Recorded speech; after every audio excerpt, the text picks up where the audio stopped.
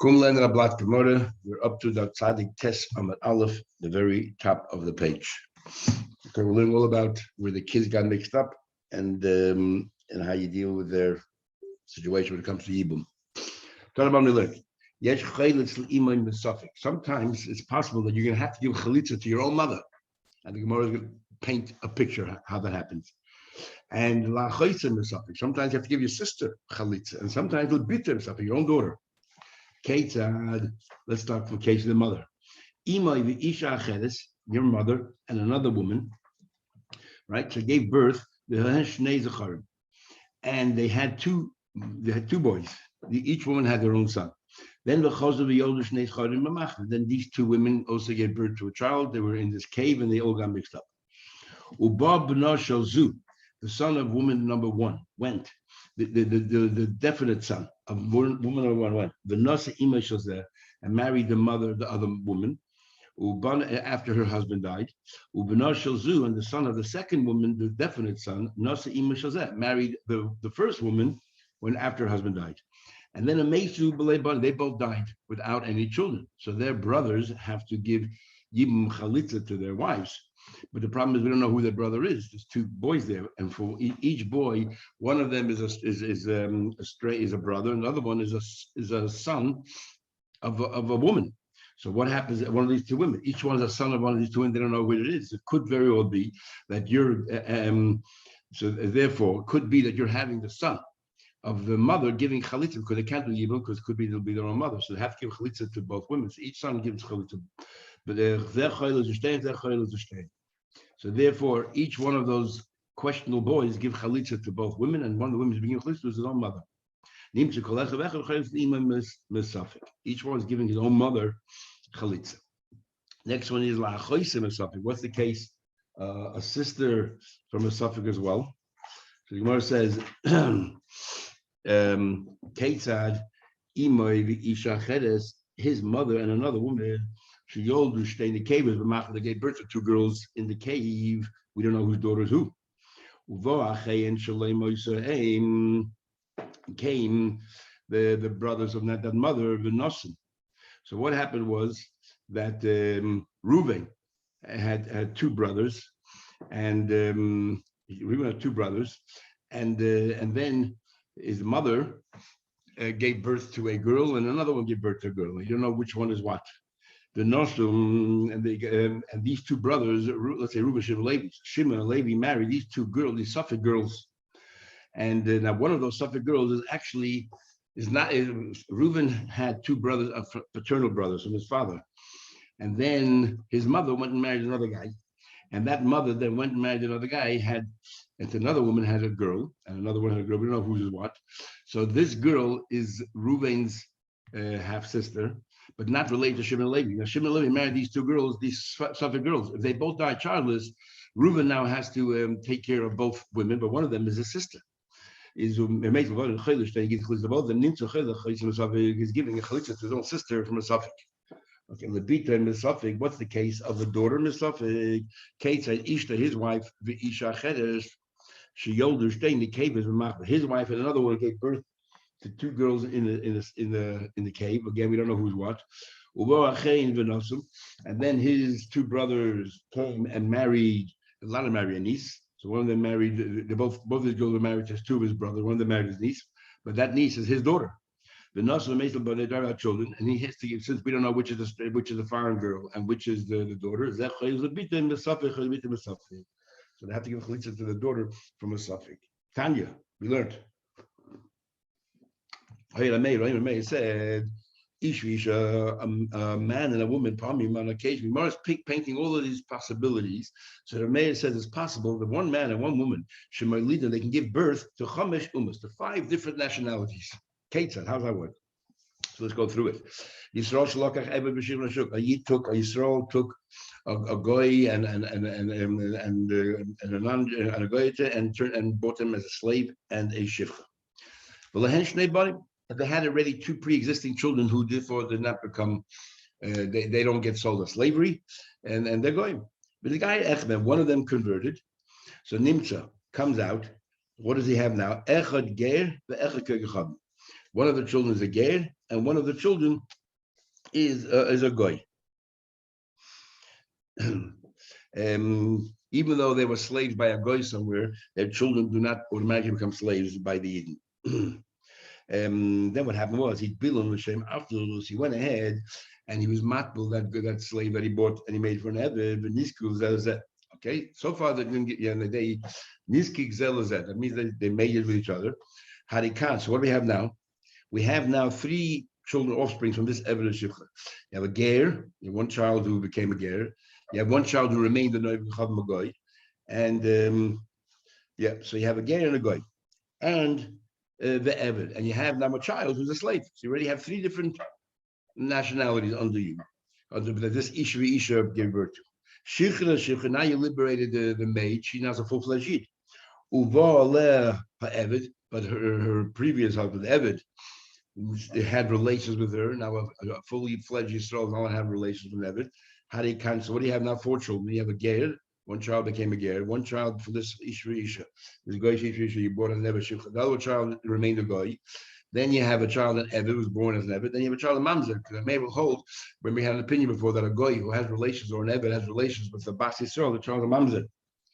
Shichler Shneim, if you liberated also the Evid, and he sees that they get married legally, and then they had children. How they can't get here now full-fledged Eden. How they can't get it. So this couple brought into the world, sired a ger, a goy, an Evid, a Mamzer, and Yisrael. So Micah Marshall, what's the point of all this? Comes to teach you, everybody's about Mamzer. He's trying to teach you that's his opinion, that the child is a Mamzer from that union. Tell him what we learned. Yes, Moichet is obvious. There's a possibility that a kid will have to sell his father, the slave, lahagbis imak sivas, in order to pay off his mother's ksuba. What in the world is going on there? Kate said, how's that work? Yisrael loka Evid Shivcha Rashuk. Yisrael bought an Evid and a Shivcha out in the marketplace, and Belehem Ben, and they had a son. The Shivcha is a Shivcha. That son is not an Evid. And that son is a goy. And then he didn't convert. The Shivcha is a Shivcha. He set free the Shivcha. Now she's a full-fledged Yid. The Nasa. And this Yiddish owner married her. She's a full-fledged Yid. But Ahmad, and then you have to read Ksuba. So he wrote, Kol Libna. And he wrote that all of his estate will go to his son. When he says all of his estate, that means includes his slaves. And one of the slaves that he owns, this Yid, is this son's father, who's an Evid still. Nimtza, and then when the mother comes to claim Ksuba, the son has to pay out his mother Ksuba. Nimtza, the Moichas Ovi, Lahagbis Limoi. So this son will have to sell his father, the Evid, to convert that into money so that he can pay off his mother, the Ksuba. So Micah Mashmalon, what's the Chiddush? 2 ways. Either Kula Ramei, this Bryce says Osir Ramei, the Avda Metalkli, and he's trying to tell you that an Evid has the status of portable items, and a Metalkli Mishtablik Ksuba. And wants to tell you that portable items are also the lien on them for Ksuba, and it forces the son to sell his father to pay up.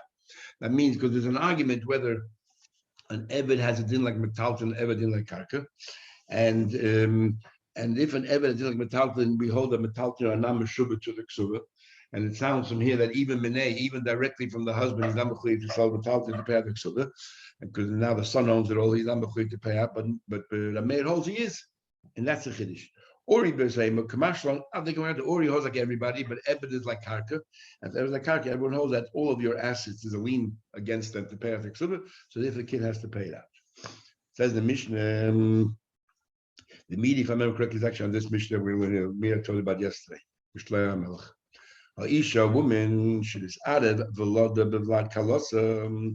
woman that her daughter-in-law, that her child got mixed up with the child of her daughter-in-law. So this Suffolk pair grew up, the Noshim, the married women, right? And they both died. So Bnei Akala, so now you have 2 sets of brothers. You have the mother's, children, and then you have the daughter-in-law's children. So Bnei Akala, the daughter-in-law's children, they give chalitza. They cannot do yibum. Why? Because one of those girls might be his aunt. You're not allowed to marry your mother's sister. But shehu safek age lachis, safek age lachiyavik. It's a safek if it's, let's say, or your uncle's wife. It's a safek if it's the wife of your brother, so you have mitzvah yibum, and a safek if it's the wife of your father's brother. because you're not sure if you're a son of the mother, so and your brother, therefore married. But if you're a son of the daughter-in-law, then this person who married was your what do you call it? Your uncle's wife. What about the other way around? But the children of the mother, they could do yibum. Worse the worse, it's his niece. You're allowed to marry a niece. The Suffolk age is Achim, the Suffolk is sister-in-law, the age is Ben Achim, or his niece. Mesu hak shady. What about what happened? The shadim died. Hataruvis livnei azikna. Yeah, Mesu hak shadim hataruvis livnei. What happened the other way around? Let's say that they died. The Sveikas died. So the ones with the older one, they give chalitza, they cannot be yibum. Why not? To Suffolk. What do you call it? So Suffolk Ashes Achiv, and the what's that?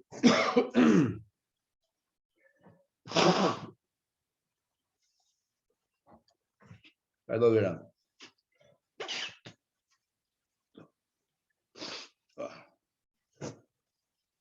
Okay, Mesak Shadim, let's say the definite ones died, and now what you have left alive are the Taruvas.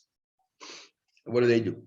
Hataruvas, now each one of the Taruvas is a suffix if they're a son of the mother of the first generation, or they're a son of the daughter-in-law in the second generation. So the Bnei Azikna, to step into the son of the mother who died, or they can do is Chalitza, not Yibum. Why? Because it could be that you're a son of the daughter-in-law, and therefore it's your aunt. So therefore you're not allowed to. But here's the other way around. To the sons of the daughter-in-law, it doesn't matter. Either it's your sister-in-law or your niece. What happens if a kohenis is Arab below the bevlan shivchasa? They were hiding in a cave, a bas kohen, and the shivcha, the kids got mixed up. So this kid now, we don't know what each kid, whether they're a kohen or whether they're an eved. They can eat truma regardless. Why can they eat truma? Because whether they're an eved of a kohen or they're a kohen, they'll eat truma. But if they go collect in the granary, only one of them is a kohen is allowed to collect, and therefore they only get one portion. The angel you have all the chumras. They cannot, both of them cannot go to cemetery. They're stuck. They can't marry anybody. They can't marry a kosher woman because maybe they're never. They cannot marry a shivcha because maybe they're the kohen. Let's say that they grew up and they set each other free. We don't know which one is the owner. The kohen is the owner, and the eved is the other one, but we don't know which one it is. So each one sets the other one free. So now definitely they're free. Now they're both free. So one is a kohen still, and one is definitely a Yisrael. So they can marry. They have to machbas. So they have to marry only women that a kohen can marry. They don't know which one's a kohen. They're not allowed to be a Talmud Mason because each one is a Suffolk coin. They did become some Tame ain't Seikin as well. They don't get Malchus. So again, we don't know which one's what. Now they can no longer eat Truma because one of them is not an Eved, one of them is Yisrael, he can't eat, so neither can eat. The Mochel, on the other hand, that did eat, they don't pay the penalty because each one will say to the coin, how do you know I'm not the coin? Why should I pay? But Taisha says, nevertheless, this is a shit in Ksubis and early in Gomez. He says that you still have to set aside the money because the payment of Truma is not monetary compensation, it's actually a kapara. Just no coin has a right to collect it, but on the other hand, you still need your kapara, so you got to set it aside. Maybe give it to the duck or something. They do not, they cannot go to the goyim, to the granary to collect. Why? Because one of them is definitely Yisrael. And we don't know which one. When they do get, when they have their own crop and they have to set aside truma, what do they do with the truma? Because it could be he's a kohen. So what they do, they set aside the truma, but they don't have to give it to a kohen because each one can sell to the kohen. I'm the kohen. I know I'm not the kohen. You prove I'm not the kohen. But nevertheless, they cannot eat it either because maybe they're not the kohen, maybe they're Yisrael. What they do is they sell it to kohenim, and that money belongs to them. Only kohenim can eat it, definite kohenim, but they can keep the money because each kohen person will say, "Prove to me I'm not. Prove you kohen. Prove that I'm not a kohen." The money is theirs. Nor do they divide the kochim of the migdash, for example, the skins, the hides of the animals. They don't get a share in that because again, one of them is not a kohen. They ain't noisim lahem kachim. We don't give them any kabbalas to be makir because one of them is not a kohen. They ain't mitziin shalahem miyadehim. On the other hand, if they're chayiv, a korban bechatos or an osham or any other kind of korban, we don't force them to give it to the people of that week because a kohen has the right to bring it any day. Any kohen, even though it's not his roster, has the right to bring up a korban, and nobody can tell him, hey, it's our roster to give us the korban. That's what a kohen's right is. And they can decide then to give it to any kohen they want to be makar. And what happens is they can get a kohen to be makar, and they say to that kohen, give us back the flesh, give us back the hide. It's ours. And then they can give it, but again, they cannot eat it because maybe they're Yisrael. They can then distribute it to anybody they want. Then Rashi says that maybe they can also make a shliach to a kohen, say you do it on our behalf, and so on. Rashi doesn't like the pshat about making a shliach because he says since the kohen, these two people themselves can't do it, how can you point a shliach on something you yourself can't do? Tosfos says no, because here it's different. Here it's not pshat you cannot do here because we don't know which one's a kohen. If Eliyahu Navi will come right now and tell us you're the kohen, you can do it. So in theory, one of them definitely can do it. Just we don't know who, and therefore you could appoint a shliach. They shech the korban. Normally, you have to give matanos to a kohen, the foreleg and the l'chaim with it and cheekbone and all that. You don't have to do that. Umina cave from the stomach. You don't have to do any of that because let the kohen prove you're not a kohen. What do you do with your firstborn? You cannot eat it because maybe you're not a kohen. No kohen could take from you because maybe you are a kohen. So you let it wander about. Each time to contract to mum. Bottom line is we don't know who it is, so they treat them as a chomer, as a yisrael and a kohen. Says the Gemara Mesak Sheidim. What kind of name is that? That the people we know definitely the children are kosher. The people we don't know who child is not kosher. Why is not kosher? Because we don't know who the parents are. Are they considered disqualified? You're right. Sheinu here means the definite ones. Leaving the hakala echad chaylis dafke mechlet. First we want to give chalitza to one of the women, and then you can do yibum. And why is that? But to say to one of them, okay, you go miyabim first. Let's say the uncle when he said you're allowed to do yibum because manoshach is your sister-in-law or your niece. We don't want you to do yibum first. Why not? The kapog maybe it's not your sister, maybe it's your niece, and your niece has a mitzvah of yibum, and she has an isa to marry anybody but her brother-in-law, and therefore you're not allowed to marry even though it's your niece. So let everyone get chalitza first, and then you can go. Let the other one get chalitza, and then you get yibum. If it turns out to be that your brother, fine, it's yibum. If it turns out to be not your brother, she already what do you call it? Already gave chalitza. Kahena shenis arev chelik echa. Of course, you only get one chelik. Why we get more? When he says ema chelik ki echad, if they both go to the granary together, because one of them definitely is a kohen, you don't give them two portions, and you have to give them one portion. But that's not the chiddush. The chiddush is that you only give them when they both come together. But if they come on their own, you don't give them because maybe it's not a kohen, maybe it's an eved. Because you don't distribute truma to an eved unless his master is with him. Why? Because people might observe and see, oh, this guy received truma at the granary, must be a kohen, and then in the future they'll testify that this guy is a kohen when in fact he's just an eved. In fact, that's what we learn about right now. Time we learn, you shouldn't distribute truma to a slave unless his master is with him. Time we learned. That's what Yudas opinion. Basically says, you could. He can say, if I'm a kohen, give for me. If I'm a kohen, and if I'm an eved, give me because of my master. So Gemara explains, they're not even arguing. In Rabbi Yehuda's region, in Rabbi Yehuda's region, if they saw somebody getting truma, they would right away testify that he's actually a kohen, and they would allow him to marry, yuchsin. They would say, that his family is kohen. And what do you call it? And when claims Rabbi Yesh's area, the fact that he had truma proves nothing because maybe you're an eved. It's all to do with the culture and the minhag.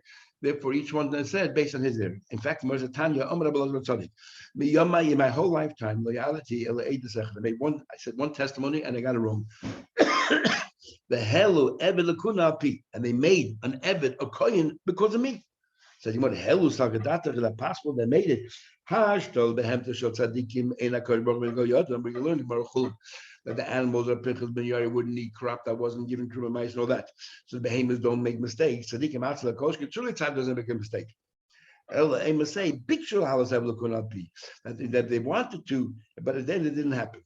And what happened was, it was in the region of Rabbi Yossi, where there they would give an Evid on his own truma because nobody ever testified that this Evid is a coin. And he saw it and he didn't realize, he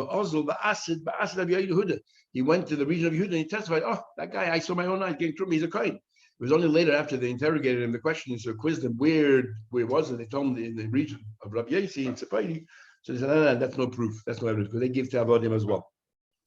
Taisus removes this whole question about hashta behendas of tzaddikim, because Taisus in Gittin, another place, it says that when do we make this rule that a tzaddik doesn't do an avera by mistake is only an isa chetze, has to do with eating, not in a situation like this over here.